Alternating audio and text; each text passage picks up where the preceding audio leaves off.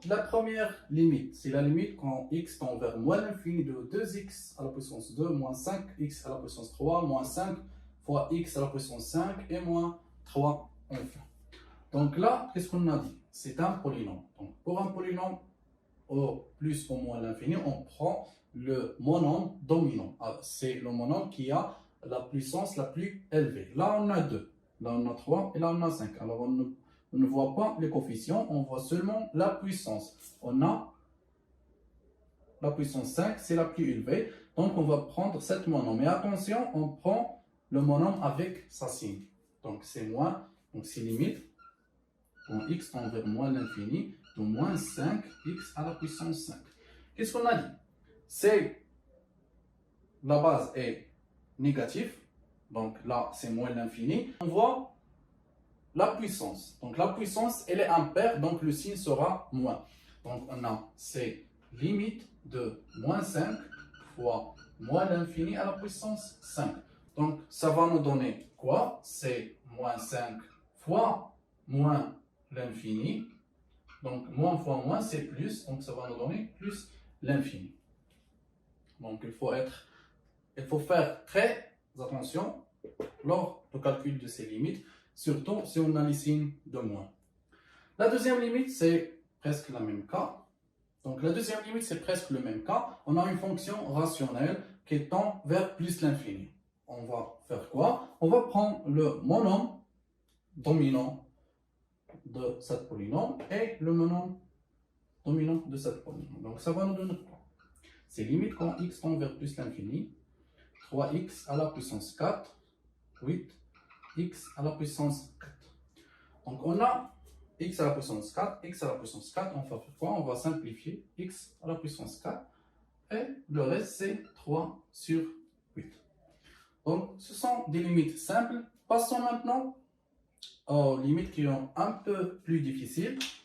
Donc c'est troisièmement limite quand x tend vers 1 de x au carré moins 3x plus 1 sur, ou bien plus 2 sur x moins 1. Donc là, tout d'abord, on remplace x par 1. C'est la première chose à faire. Donc ça va nous dire 1 au carré moins 3 fois 1 c'est moins 3 et plus 2 sur 1 moins 1. Donc 1 moins 3 c'est moins 2, moins 2 plus 2 c'est 0.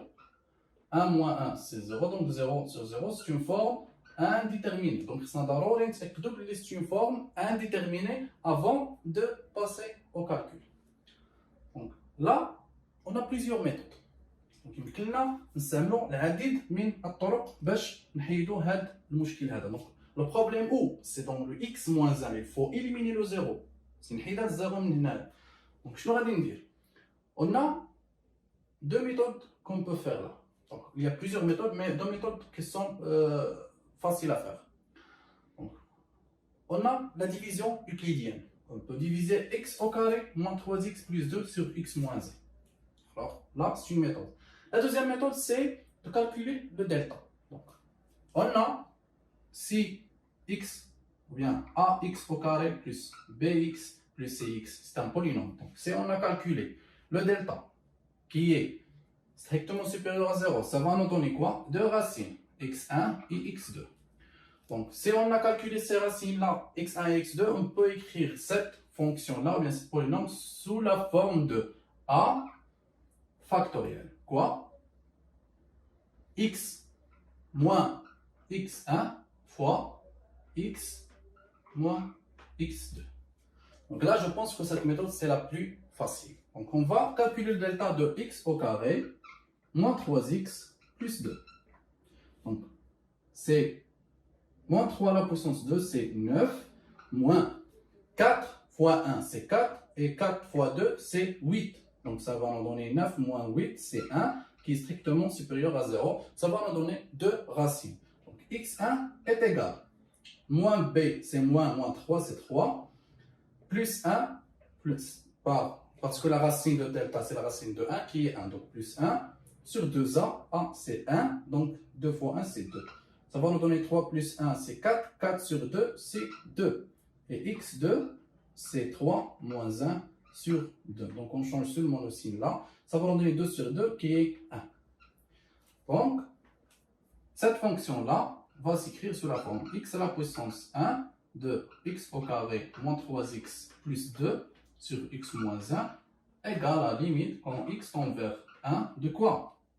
A c'est 1, donc on ne va pas écrire 1. Donc x moins, la première racine c'est 2x moins 2 fois la deuxième racine qui est 1, x moins 1. Et on n'oublie pas sur le x moins 1 là. Donc on simplifie avec x moins 1.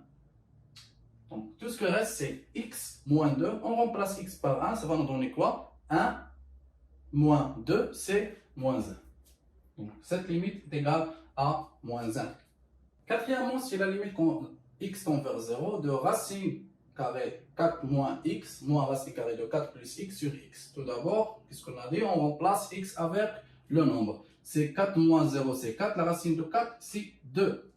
4 plus 0, c'est 4. La racine de 4, c'est 2. Donc 2 moins 2 sur 0. Ça va nous donner 0 sur 0. C'est une forme indéterminée. Alors là, qu'est-ce qu'on va faire? Là, on va utiliser la méthode du conjugué. Donc, c'est quoi le conjugué? Donc, pour un rappel, si on a A plus B, le conjugué de A plus B, c'est quoi? C'est 1 moins B. On change seulement le signe entre les deux nombres. Tel que A plus B fois 1 moins B, ça nous donne A au carré moins B au carré. Donc, on va faire la même chose dans cette limite. Donc, on a racine de 4 moins x moins racine de 4 plus x.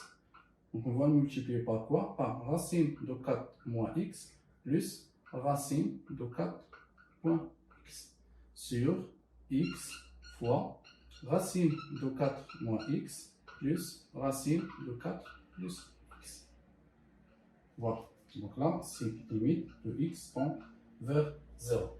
Ça nous donne quoi?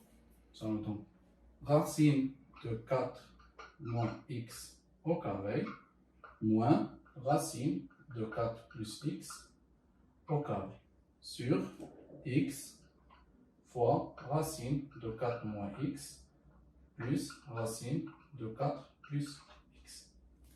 On n'oublie pas la limite de x tend vers 0. Donc là, c'est 4.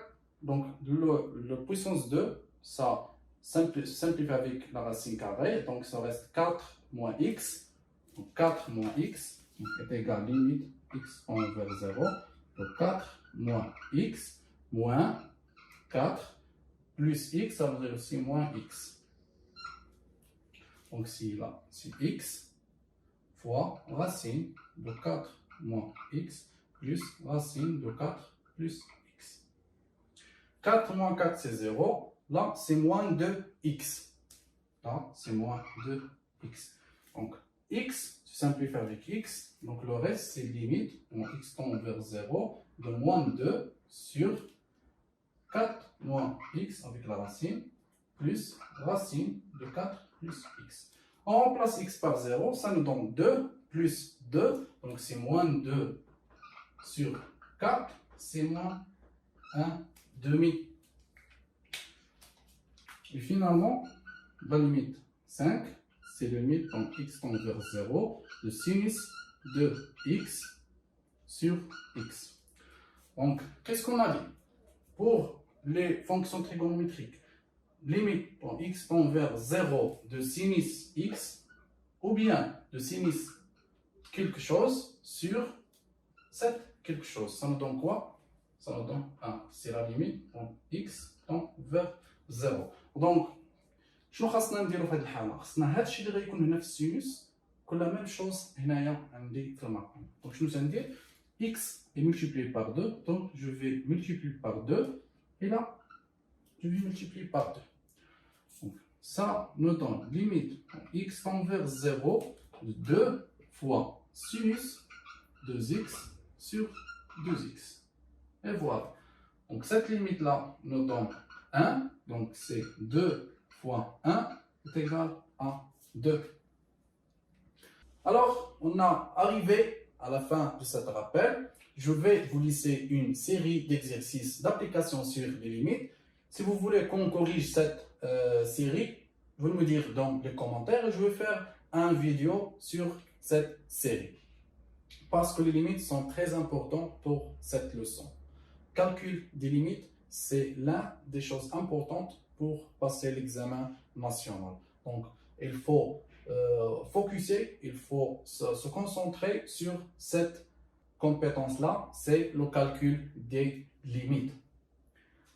Donc, on va maintenant passer à la continuité. On va voir qu'est-ce que la continuité en un point x0, qu'est-ce que la continuité à gauche et à droite, et qu'est-ce que la continuité sur un intervalle.